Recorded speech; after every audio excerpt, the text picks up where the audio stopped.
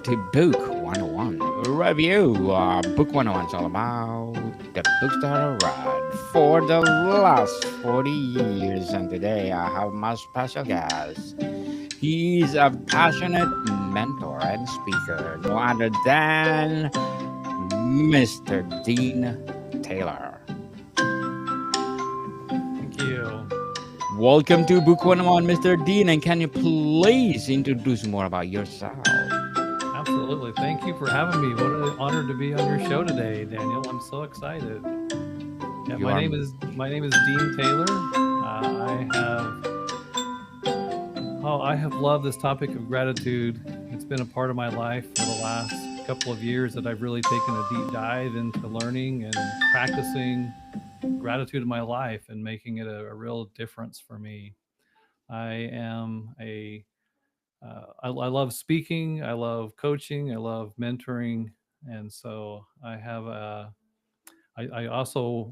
background in healthcare. I worked in healthcare leadership for about 26 years, and have loved that as well. So that's a big part of my life as well. Yes, indeed, Mr. Dean Taylor. Thank you so much for sharing your knowledge to the world.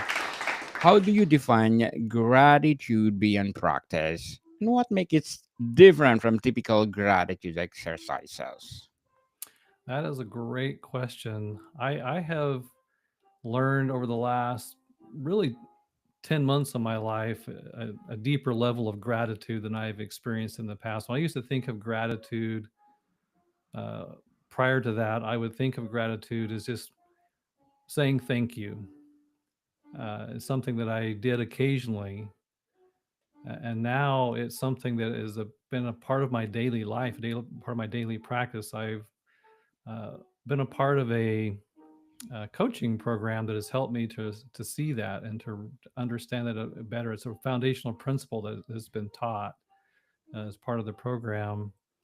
Uh, and so I've learned that there's really, and through this program, coaching program, Elevated Worldwide, I've learned that there is uh, three levels of gratitude. We can think thankful thoughts, which is great, but when we move our thankful thoughts into feelings of appreciation, that's when we really start to have a transformation. Because when we have those feelings of appreciation, those feelings that we have produce the energy with which we act, and that action is what produces results in our lives. And so as I've learned that as I give, and I give without expectation, and I give more than is expected of me, that's when my life really has begun to open up and to change, and to see life in a whole different way than I've seen it before, and to see just how many things I have, how much abundance I have in my life. So that's something that's been a big part of my life over the last really 10 months of my life. Yes, indeed. Gratitude. Gratitude, people. What inspired you to explore gratitude at this deeper level beyond journals or daily affirmations? Yeah, another great question. As part of as I mentioned, the program, that was a foundational part of the beginning part of it. And then another thing that even prior to that, I would say, I don't know if you're familiar with Hal Elrod. He's the author of the Miracle Morning book. And that book was the beginning of a transformation in my life, as well, into a personal transformation. And part of that I learned also was gratitude. And so as I began to see changes in my own life, as I began to see how happy I was feeling, and how I saw situations differently, things that would have caused me frustration or caused me to feel uh, negative, or to view it negatively, I saw it in a different light. I saw it as a learning opportunity, as something that I could grow from. And I just became a lot more aware and grateful for just even everyday life things, simple things.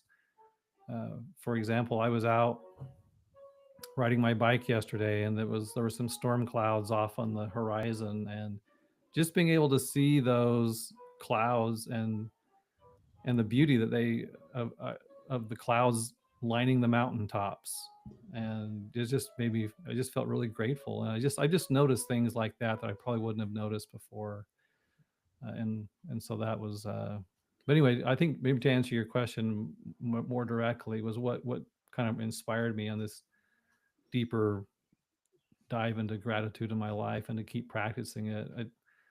It was really as I began to, and it wasn't overnight. It was something that I've worked on over a while. Uh, as I saw the shift in myself, and as I saw the shift in how I viewed the world and how I viewed myself, those were the things that began to inspire me to say, "Hey, there's really something more here. It's not just uh, I, it's not just something that you do occasionally, but it's a really a way of being, a way of living." And that's something that I've really grown to love and appreciate about gratitude and the positive effect it's had on my life. Very well said, Mr. Din. Beautifully articulated. And can gratitude exist without conscious effort, or does it always require internationally or intentionally? Intentionality. Yes. That is great. I think that it's I think initially it's become something for me. Initially, it was something that I had to really think about and being really intentional about it, because I've done it on a daily practice. It's become more of a habit, but I think it's easy to fall out of that if you aren't intentional. So I guess the answer I would say is I feel like it is something that I am intentional about, and that I want to be continue to be intentional about, and make it a part of my daily life. Because I think that if you're if I'm not doing that intentionally, it's easy to fall out of the practice of doing it. So I have a practice where I write down three things I'm thankful for every day, and I write about why I'm thankful for them, and then something that I could do that day that might be something going above expectations of someone that they might not have expected of me. So I try to, as I try to do that every day, it's become more a part of my daily habit. But I think with like any habit, if you're not intentional about it, it can drop out of your life. Yes, indeed. So let's talk about the challenges and misconceptions about gratitude. What's the biggest misconception about gratitude that holds people back from experiencing its deeper benefits? Ooh, wow, great question. Well, I can speak for myself. I think for me, initially, I didn't. It always sounded like a word that was nice and it was good, and it was something that we should do when someone gives us something, and when someone does Yes. something nice for us. But I think for maybe what holds some people back from exploring deeper is their uh, is understanding there's different levels of gratitude. As I talked about, well, I didn't understand that before.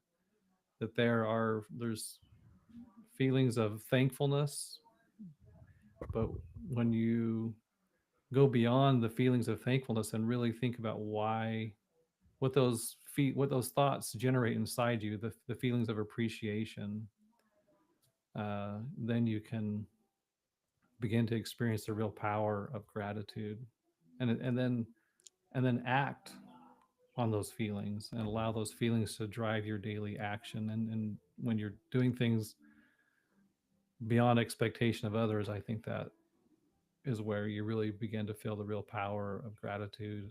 And so I think maybe what maybe holds people back is like you said, the other question you just asked me is being thoughtful and being intentional about it and making it a part of your daily life.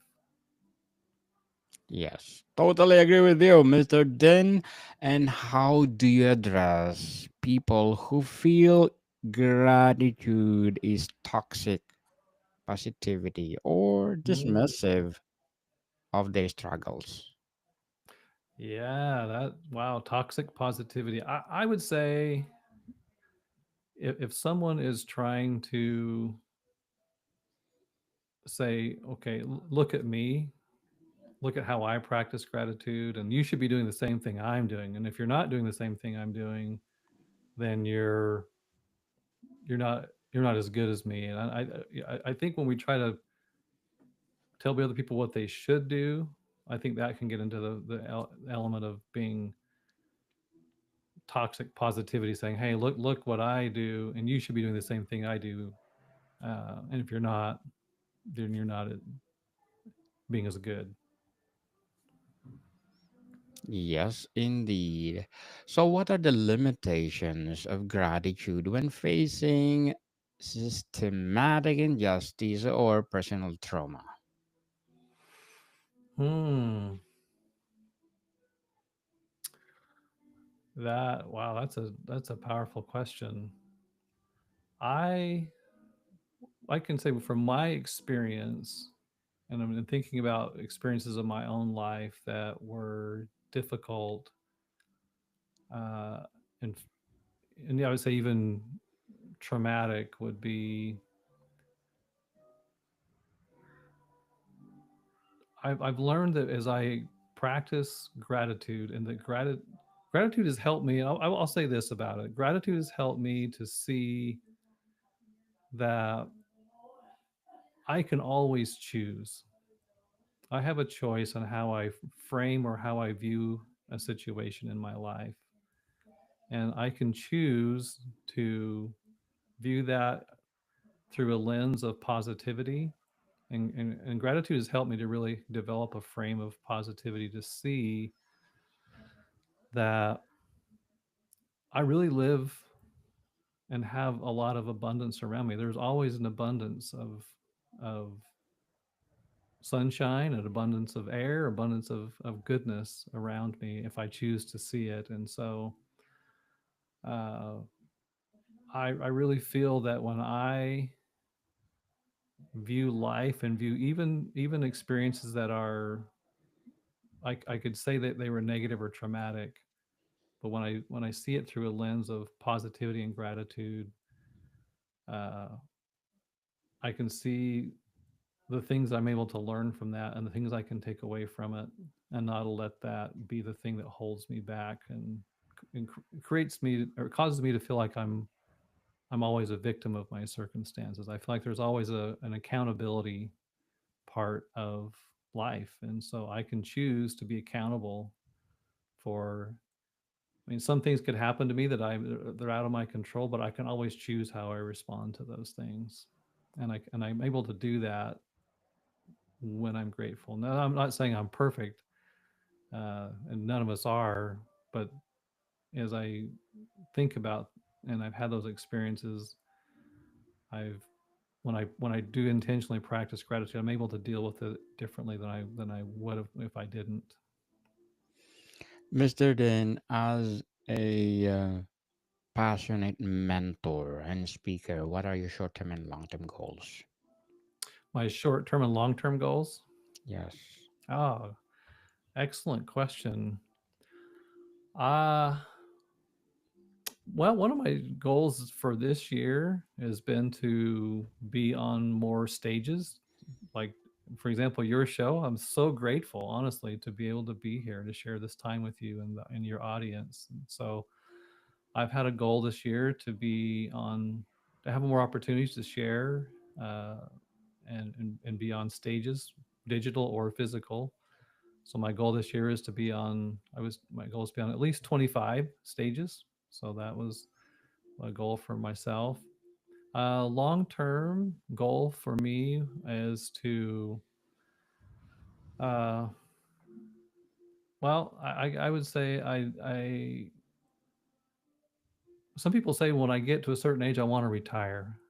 And for me, I don't ever want to retire. I love what I'm doing. I love growing, and I'm passionate about my growth. And so a long term goal for me is to always be improving myself every day and trying to uh, take what I the person I'm becoming and uplift and help other people and inspire them to keep fulfilling and living the life that they feel like they were meant to live, and to not give up on dreaming and pursuing their passion and their vision.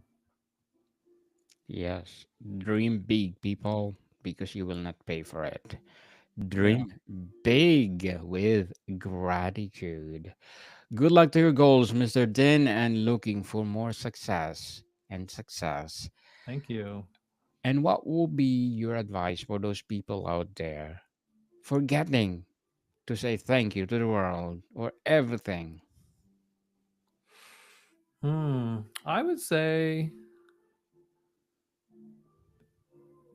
don't someone could listen to something like this and really start to be negative about themselves because they say, "Oh, I'm not doing that thing." I would say give yourself grace and say, even if you want to start being more intentional about practicing gratitude and expressing thankfulness and being generous, uh, and feel like you're perfect at it, that's okay. None of us are perfect, and I would say be one. I just say be intentional, but also if you're if you find that it's hard to do, uh, don't give up on it and just keep allowing yourself to grow. And I feel like it's progress over perfection, and as we allow ourselves that the grace and the space to continue to grow, then that would be my advice. Thank you for your advice, Mr. Dean. And let's talk about the future and evolution of gratitude. How do you see the conversation around gratitude evolving in the next decade? Oh, wow, great question. I I would hope that and I that and see that as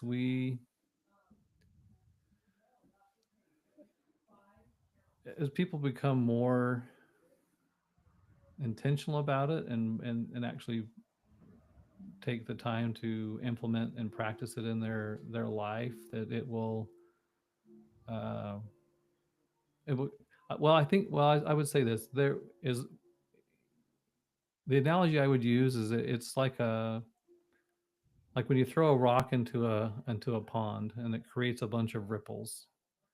I mean, we're all just one person, but if we'll each take an opportunity to practice just a little bit and be a little bit better each day, that ripple effect will just continue to grow. And I just see that as if we can spread the message of the power of gratitude to shape our lives. I think it was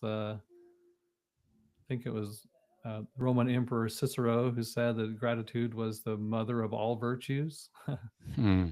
So I think that as we each person just tries to be a little bit better and a little bit more grateful each day, that will have an effect that will just sort of ripple out and continue to expand and bless the people in our circle, and then just keep going out from there. Is my thought.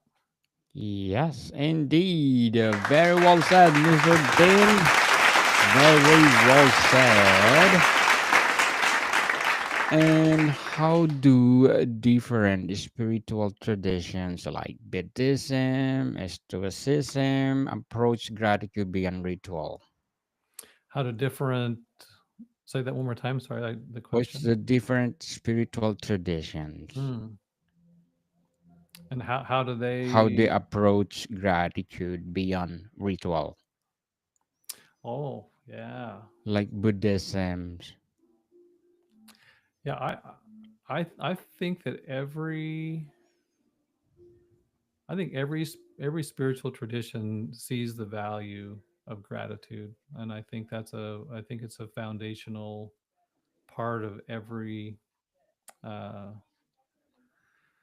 every tradition, and I think, as I kind of mentioned just a moment ago, I think that's because gratitude has such a powerful effect on our lives to see all the goodness that surrounds us and all the abundance that surrounds us. I think that I just was watch. I watched again today. There's a his name is Brother David Stendal Rast, I think is how you say his last name. And he has a YouTube video about gratitude, and so uh, it, I love the way he starts out that gratitude. You think today is just another day in your life, but it's the one day that's given to all of us. And so, if we were to live our life as if today were our first day and our last day on earth, we could make it a really good day. And so, anyway, I think to your question though about spiritual traditions and gratitude, I feel like at least I'm not aware of any spiritual tradition that hasn't incorporated and doesn't see the value of gratitude in some way in their spiritual practice.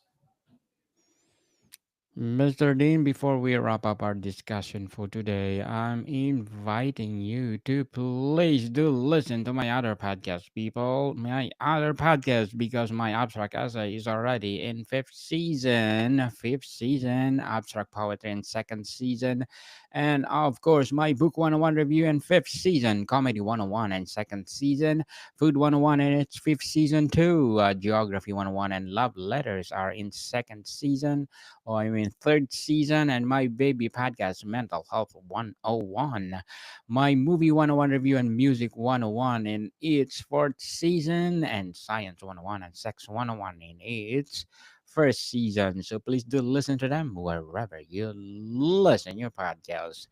Mr. Dean, if a gratitude were a skill, how would you teach someone to level up their practice? Ooh, great. I love this question. I'll tell you how it's happened for me and how I've leveled up my practice was first by just thinking thankful thoughts and actually recording my thankful thoughts every day. And then once I learned and just had developed that practice of developing and writing down thankful thoughts, to begin recording about what feelings of appreciation I had for uh, those things I was thankful for, and then choosing each day to act. And this, again, like I said, this is something that I learned over the last 10 months, working with a mentor of mine, a great friend, and a mentor that's been helpful in my life in seeing the value of gratitude. So I would say if I were teaching someone to do this, I would say just begin by really just letting thankful thoughts and flow into your mind, and just thinking thankful thoughts each day would be a first step, and then recording your thoughts of why the feelings of appreciation you have for those things you're thankful for, and then acting in a way that in giving more than maybe other people would expect of you. I think those are three simple steps I've definitely learned, and it's been very helpful for me. Mr. Dean, can you recommend a book that influenced your journey as a coach? Oh, yes, a book that I have loved is called The Happiness Advantage by I think it's pronounced Sean Achor, Achor. I think is how you spell his name. He's a Harvard psychologist. Anyway, I love the book because the thing I love about the book, and the reason I recommend it, is that so often we think that I'll be happy after I achieve a certain level of success. And the book talks about how really we're happy first and then we achieve success when we're. So I just love that, and has been a book that's had a great impact and influence on my life, is The Happiness Advantage. Thank you for your recommendation, people. Happiness is Advantage, highly recommended by Mr. Dean Taylor. And again, thank you so much for sharing your knowledge to the world. So, can you please invite our listeners to support your business itself? Absolutely. Thank you. And thank you for having the website up here. I Yes. really appreciated that. I have on the top of that web page there, my website's deantaylorofficial.com. And at the top of the page, is a link to free resources. So I'm adding to that on a regular basis. I have 2 free resources out there right now, 7 lessons for life that come from my own personal life lessons with uh, lessons that I have learned, and uh, with journal prompts, an opportunity for people to write down their own feelings if they want to go a little bit deeper into that, as well as I have out there a free resource if anyone's looking to develop a vision and a purpose for their life. There's a free resource out there where they can download that as well. And that's just there at the top of the page under free resources. Yes, people live abundantly, lead boldly, build a life of legacy by Mr. Dean Taylor. Let's support him because if you support him, more and more and more empowering coaching to come. So, Mr. Dean, thank you so much for your time. Thank you. I really appreciate the time. This has been really fun.